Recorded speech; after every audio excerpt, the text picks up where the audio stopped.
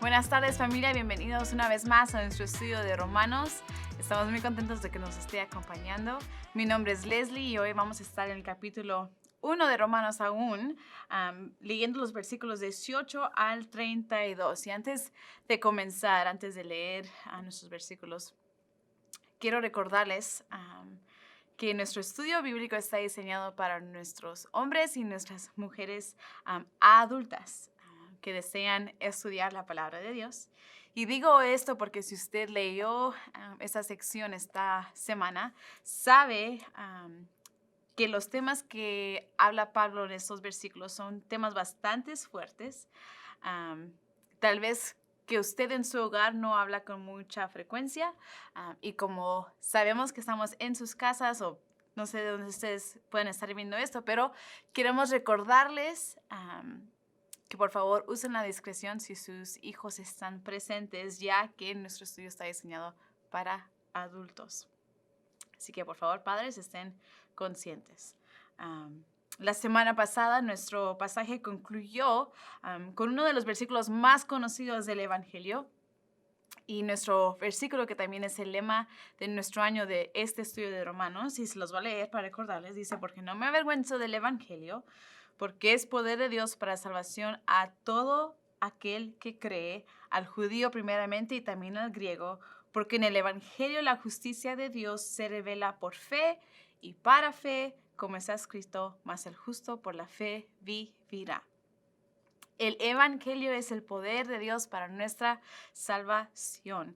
Y en el Evangelio se revela la justicia perfecta de Dios. En otras palabras, si no entendemos lo que es el Evangelio de Dios, no podemos entender en verdad lo que es la justicia de Dios. Así que si usted se ha perdido de nuestros estudios anteriores, les recomiendo que por favor vaya y escuche esos primeros antes de estudiar ya que es muy importante tener el Evangelio como la base, el fundamento, a lo que vamos a empezar a estudiar esta tarde.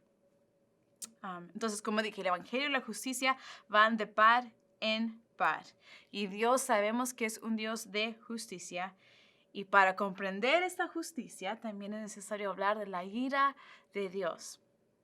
Y en los siguientes versículos es precisamente lo que Pablo va a exponer y hablar a la iglesia de Roma. Él va a enseñarnos las consecuencias de provocar esta ira de Dios. Así que vamos a leer esto juntos en esta tarde. Lo voy a leer en su plenitud y después vamos a dividirnos por ciertas secciones. Así que la palabra de Dios dice así, versículo 18: ciertamente la ira de Dios viene revelándose desde el cielo contra toda impiedad e injusticia de los seres humanos que con su maldad obstruyen la verdad. Me explico. Lo que se puede conocer acerca de Dios es evidente para ellos, pues Él mismo se lo ha revelado, porque desde la creación del mundo las cualidades invisibles de Dios, es decir, su eterno poder y su naturaleza divina, se perciben claramente a través de lo que Él creó, de modo que nadie tiene excusa. A pesar de haber conocido a Dios, no lo glorificaron como a Dios ni le dieron gracias, sino que se extraviaron en sus inútiles razonamientos y se les oscureció su insensato corazón. Aunque afirmaban ser sabios, se volvieron necios y cambiaron la gloria del Dios inmortal por imágenes que eran réplicas del hombre mortal, de las aves, de los cuadrúpedos y de los reptiles. Por eso, Dios los entregó a los malos deseos de sus corazones que conducen a la impureza sexual, de modo que degradaron sus cuerpos los unos con los otros. Cambiaron la verdad de Dios por la mentira, adorando y sirviendo a los seres creados antes que al Creador, quien es bendito por siempre. Amén. Por tanto, Dios los entregó a pasiones vergonzosas. En efecto, las mujeres cambiaron las relaciones naturales por las que van contra la naturaleza. Asimismo, los hombres dejaron las relaciones naturales con la mujer y se encendieron en pasiones lujuriosas los unos con los otros. Hombres con hombres cometieron actos indecentes y en sí mismos recibieron el castigo que merecía su perversión.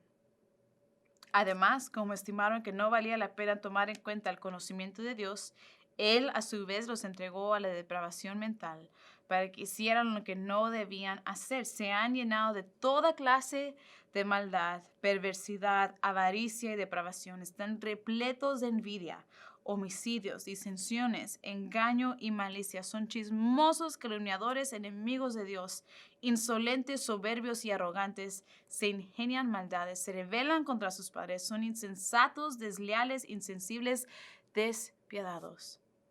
Saben bien que, según el justo decreto de Dios, quienes practican tales cosas merecen la muerte. Sin embargo, no solo siguen practicándolas, sino que incluso aprueban a quienes las practican. Y yo no sé tú, pero al terminar de leer este pasaje, estos versículos, hay un peso que existe. Porque las palabras que Pablo usa aquí son bastante fuertes. Son palabras que yo nunca quisiera que me escribieran a mí, y creo que a ti tampoco te gustaría, pero son las palabras que Pablo usa aquí porque son necesarias. En sus cuadernos hemos puesto la guía de estudio, nuestra recomendación sobre cómo usted puede estudiar la palabra de Dios, específicamente el libro de Romanos. Y nuestra recomendación está basada en 3 preguntas muy sencillas. La primera es preguntarnos qué nos enseña este pasaje de Dios, qué nos enseña este pasaje sobre la humanidad y cómo debemos responder a lo que nos dice este pasaje.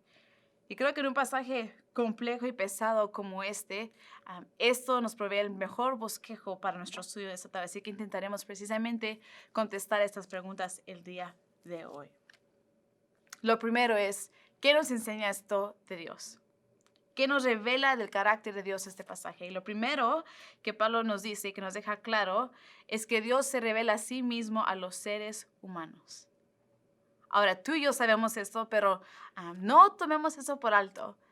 Dios, creador, poderoso, infinito en poder, se revela a la humanidad, a ti y a mí. Tú y yo podemos conocer de sus cualidades, dice Pablo, de su poder y su divinidad, simplemente porque somos parte de su creación. Y en su creación se nos revelan esas características de Él. Sin que nadie te enseñe o te diga esas cosas, tú puedes ver el poder y la divinidad de Dios simplemente a través de ver la creación. Lo vemos en cada atardecer, lo vemos en las tormentas, lo vemos en los paisajes que hay alrededor del mundo. Lo vemos en cómo los animales crían a sus hijos, el cuidado paternal, el cuidado maternal. Lo vemos, no sé si usted alguna vez ha ido al Gran Cañón, pero usted no puede ir a ese lugar y decir, no existe un Dios.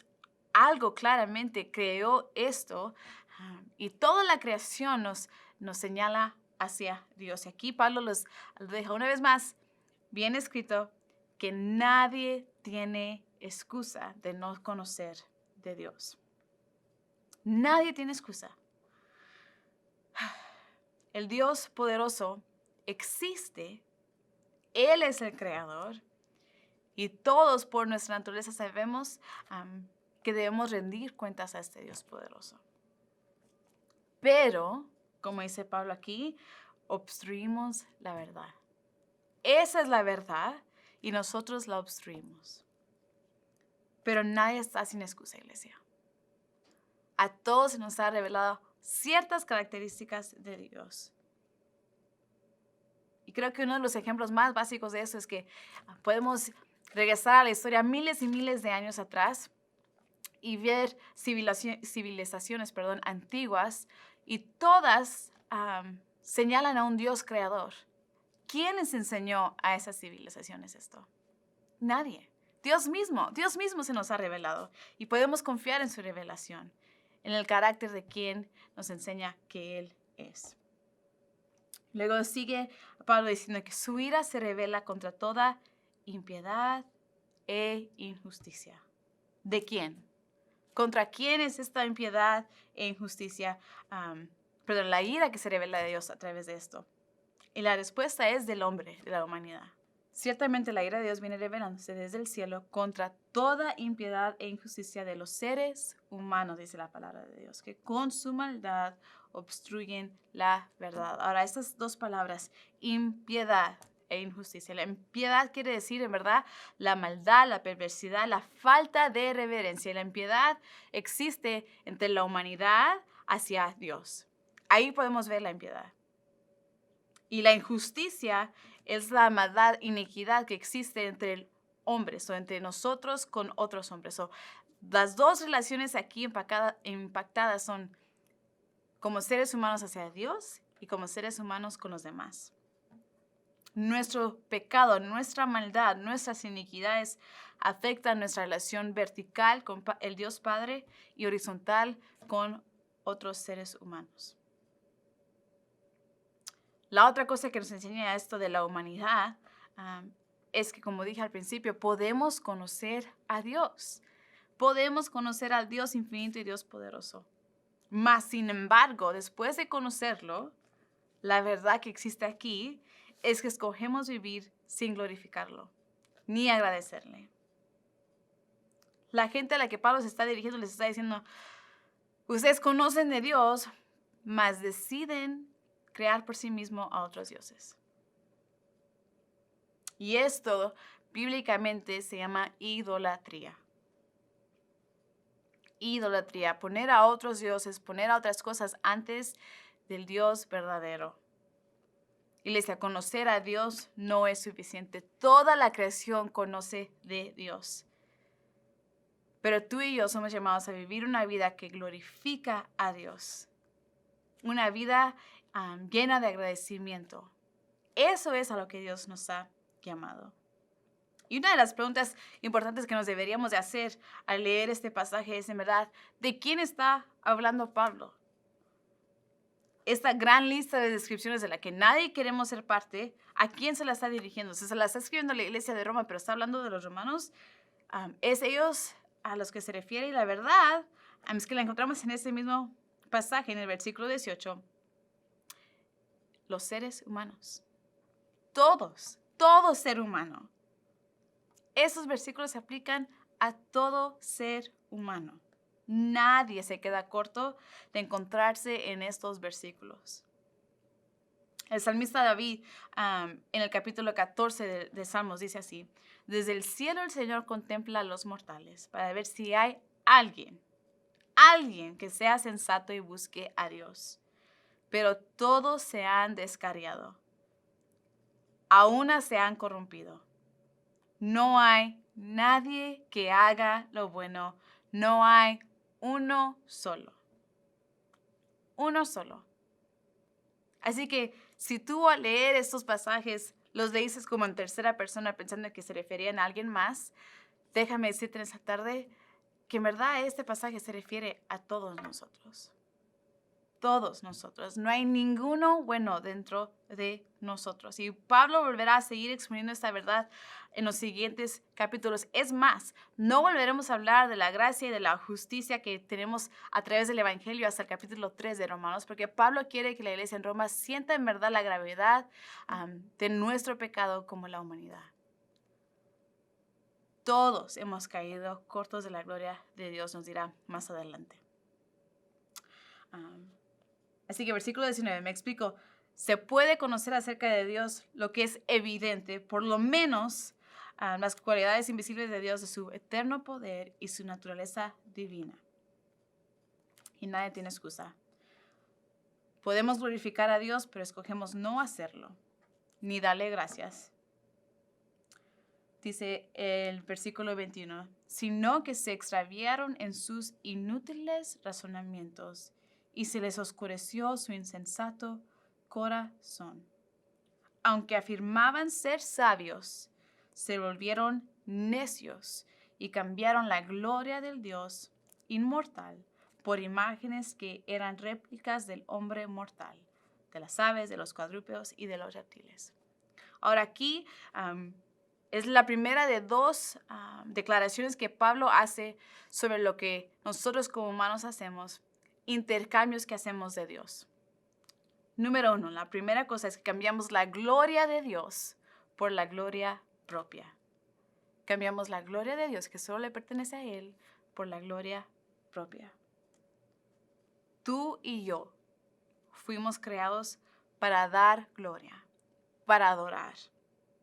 Ahora yo sé que algunos de ustedes me acaban de escuchar decir eso y están pensando, no, pero es que Leslie, para ti pues es fácil, o no, eso es solo para ciertas personas que pueden cantar, que pueden tocar cierto instrumento.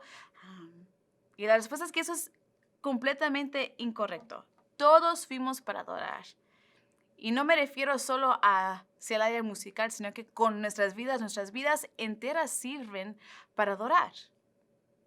Todo lo que hacemos, nuestras acciones, nuestros pensamientos, son parte de adoración.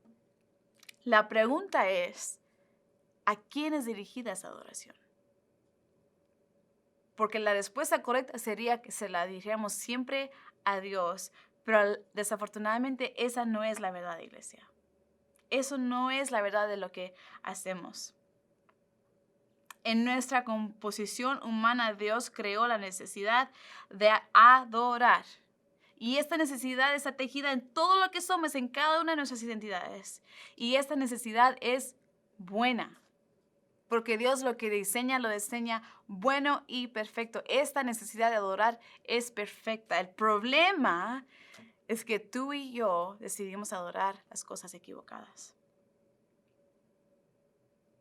El problema es que tú y yo decidimos adorarnos a sí mismos antes de adorar al Dios vivo y el Dios verdadero. Dios creó en nosotros esta necesidad de adorar para que le conociéramos, para que tú y yo existiésemos en relación con Él, conscientes de nuestra necesidad por Él. Ese fue su diseño perfecto. Pero como mencioné, la gran catástrofe de la humanidad es que, como vemos aquí, somos idólatras. Somos idólatras. En vez de vivir adorando al Señor Creador, vivimos para adorar lo creado. Nos enfocamos en la creación en vez del Creador. Y primordialmente nos enfocamos en nosotros mismos. Eso lo vemos desde el principio. Dios creó al hombre perfecto, a la mujer perfecta, los bendijo. Y llegamos a Génesis capítulo 3 y la humanidad falla ante Dios. La serpiente en su astucia engañó a Eva al hacerle creer una gran mentira porque le hizo creer que ella podía llegar a ser como Dios. Literalmente esas son las palabras, ser como Dios. Eso fue lo que la serpiente le dijo a Eva. Y esa fue la más grande atracción. Y esta es la mentira que tú y yo nos seguimos creyendo y es la mentira más grande que nos creemos. Tú y yo jamás podemos llegar a ser como Dios. Pero nos gusta creer lo contrario. Y digo creemos porque esto pasa en el presente todos los días. Caemos en esta mentira. Creemos que podemos ser nuestros propios dioses, que nuestro conocimiento es mejor que el de Dios. Y con eso, con esa mentalidad, nuestras acciones dicen, ¿saben qué? Yo merezco la gloria, Dios no merece la gloria. Y pasamos a ser ladrones de la gloria que solo le pertenece a Él. Y la consecuencia de esto es que Dios nos entrega a nuestros malos deseos, dice aquí Pablo. Ahora, la palabra griega aquí para los malos deseos es la palabra epithumia. Y es probable que haya dicho eso mal. Perdón, epithumia, que quiere decir en verdad codicia. Un deseo por lo prohibido. No debemos, pero lo deseamos. Es un deseo excesivo. Eso es lo que quiere decir aquí. Versículo 24. Por eso Dios los entregó a los malos deseos de sus corazones. ¿Y a qué nos llevan esos deseos? Que conducen a la impureza sexual, de modo que degradaron sus cuerpos los unos con los otros. Así que cambiamos la gloria de Dios por la gloria propia. Y eso tiene una consecuencia.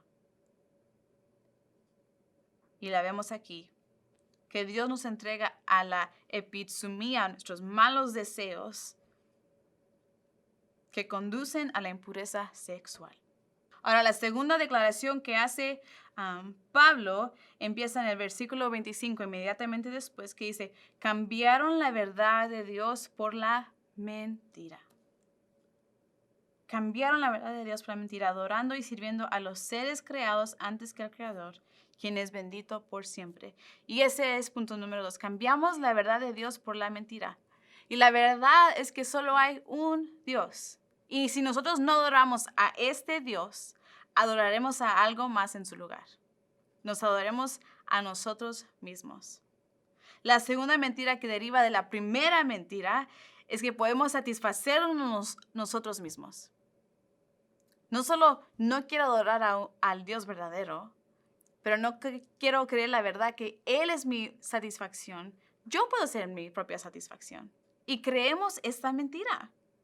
Creemos que como nosotros sabemos mejor que Dios, como nosotros sabemos cuál es nuestra identidad y cuáles son nuestros deseos, que entonces la búsqueda de estas cosas nos traerá satisfacción. Y por esto, una vez más, Dios decide entregarnos. Dice el versículo 27, asimismo los hombres dejaron las relaciones naturales con la mujer y se encendieron en pasiones lujuriosas los unos con los otros. Hombres con hombres cometieron actos indecentes y en sí mismo recibieron el castigo que merecía su perversión. ¿Por qué? Porque Dios los entregó a pasiones vergonzosas, dice el versículo 26. Ahora, esta palabra de entregarnos, ¿qué quiere decir esto? Dios nos entregó a esto. Bueno, la palabra griega en verdad ahí quiere decir dar, pero más como ceder o rendir. Eso no quiere decir que Dios nos abandona como castigo y dice, pues tú escogiste. No, eso quiere decir que Dios nos cede el lugar de decidir por nosotros mismos a quién vamos a adorar, a quién vamos a seguir. Dios nos da lo que anhelamos. Nos permite vivir en las consecuencias de nuestro pecado. Tú y yo decimos, yo prefiero adorarme a mí mismo, y Dios nos cede el lugar. Y dice, ok, está bien, pero eso tiene una consecuencia. ¿Por qué? Porque ese no fue el diseño perfecto de Dios. Ese no fue el diseño perfecto de Dios. Todo el dolor y quebrantamiento que experimentamos en nuestro mundo el día de hoy es resultado precisamente de esto. Es parte de la justicia divina de Dios en dejarnos decidir por nosotros mismos y dejar que las consecuencias de nuestras acciones, en verdad, las veamos. El Señor nos permite experimentar el producto de nuestras iniquidades.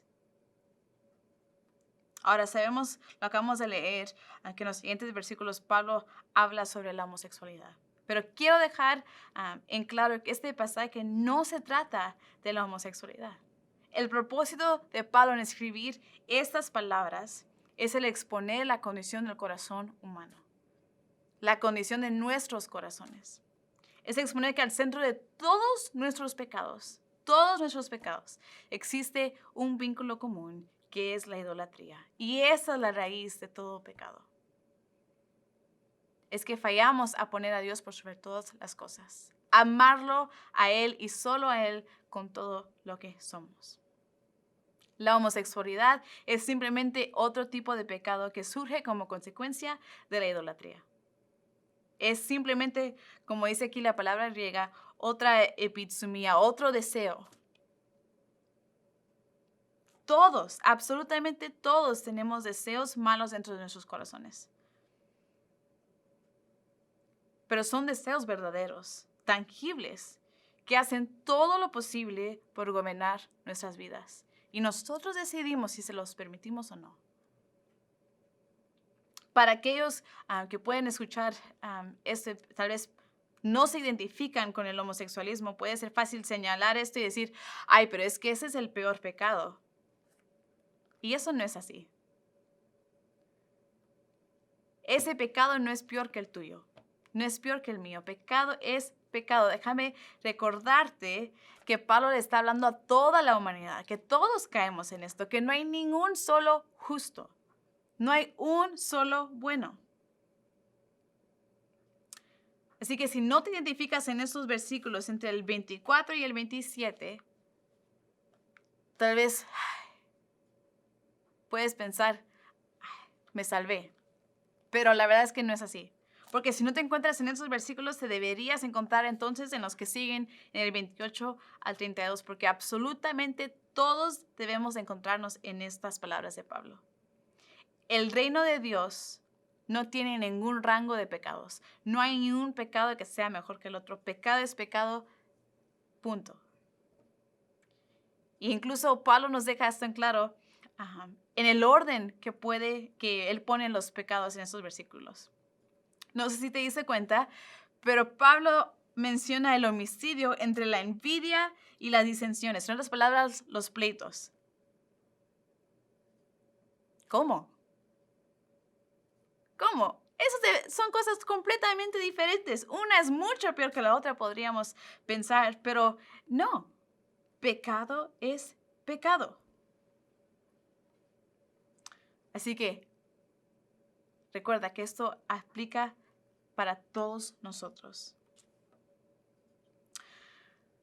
Y si aún no lo crees, si aún pensaras, no, es que yo no soy ninguna de estas cosas, yo no engaño a nadie, yo nunca he matado a nadie, yo no ando en calumnias, no ando en chismes, si quedara alguna duda, si aún no te he convencido, quiero que nos adelantemos tantito nomás, porque Pablo comienza el capítulo número 2 con estas palabras. Por tanto, no tienes excusa tú, quien quiera que seas, cuando juzgues a los demás. Tú, quien quiera que seas, no importa, todos caemos en esto.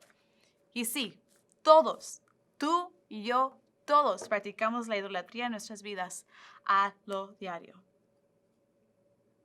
Así que regresemos a nuestro pasaje. En el versículo 32, Pablo nos enseña que tales decisiones son merecedoras de la muerte. Y es la primera vez que lo vemos aquí. Dicen, saben bien que según el justo decreto de Dios, quienes practican tales cosas merecen la muerte. Y eso es cierto. Todos somos merecedores de la muerte. Es parte de lo que creemos del Evangelio. Y es por esto que el Evangelio y las buenas noticias de Dios tienen el poder que tienen. Porque cuando reconoces en verdad de dónde tú estabas, la condición humana, lo que somos, y vienes a conocer la gracia de Dios, eso marca la diferencia. Pero es necesario a veces conocer esto primero. Conocer la ira de Dios, la justicia de Dios y la condición de nuestros corazones al no seguirlo a Él. Así que, por último, ¿cómo debemos responder a este pasaje, a lo que acabamos de leer, a esas verdades tan difíciles? Y creo que la respuesta es, como mencioné, es buscarnos en estos versículos, iglesia. Buscarnos, es identificar en qué área de nuestras vidas hemos cambiado la gloria de Dios por la nuestra. En qué área hemos cambiado la verdad de Dios, de quién Él es, de quién nos llama a nosotros a ser, por la mentira de la autosatisfacción. Porque tú y yo lo hacemos. ¿En qué áreas de nuestras vidas tenemos que en verdad dejar que Dios obre como solo puede obrar? Al reconocer que solo Él puede satisfacernos. Al reconocer que la necesidad que existe en nuestros corazones por Él es solo para Él y que Él así la diseñó y que podemos buscar y ganar todo el mundo, pero esa área nunca se va a llenar porque es solo de Dios. Y sé que es un poco inusual, tal vez incluso hasta incómodo concluir un estudio bíblico de esta manera. Porque nos gusta siempre concluir con la esperanza. Jesús viene, Jesús vino, Jesús resucitó y todo eso es verdad. Pero el día de hoy aquí terminamos nuestro estudio. En viendo las consecuencias de nuestras decisiones, la condición tan depravada de la humanidad. Viendo las consecuencias de nuestra rebelión. Aquí concluye nuestro estudio. A veces es necesario sentir este peso, sentir el peso de nuestra maldad y quedarnos ahí por solo un momento. Porque si no logramos sentir este peso, sentir la gravedad de nuestra condición humana y de nuestros pecados, de nuestra corrupción, entonces cometemos el error de degradar el Evangelio y la muerte de Jesús. Tenemos que estar conscientes en verdad de lo que tú y yo somos sin Él, para poder apreciarlo aún más a Él. Porque todo es por Él y para Él. Así que esta semana les animo a que como iglesia nos examinemos. Que pases tiempo con el Señor leyendo estos versículos y pidiéndole al Espíritu Santo que exponga en verdad la idolatría en tu corazón. En nuestro corazón. Que exponga la idolatría que ha tomado raíz en nuestros corazones que ni siquiera nos damos cuenta. Que el Señor abra nuestros ojos de esta manera. Y que Él sea nuestro mayor deseo. Ese es el error más grande que cometemos. Olvidarnos que el Dios verdadero debe ser nuestro mayor deseo. Él es lo mejor. Y si logramos estar conscientes de esto, podremos vivir una vida de agrado a Él, que lo glorifique a Él, estando constantemente agradecidos por todo lo que Él ha hecho por nosotros.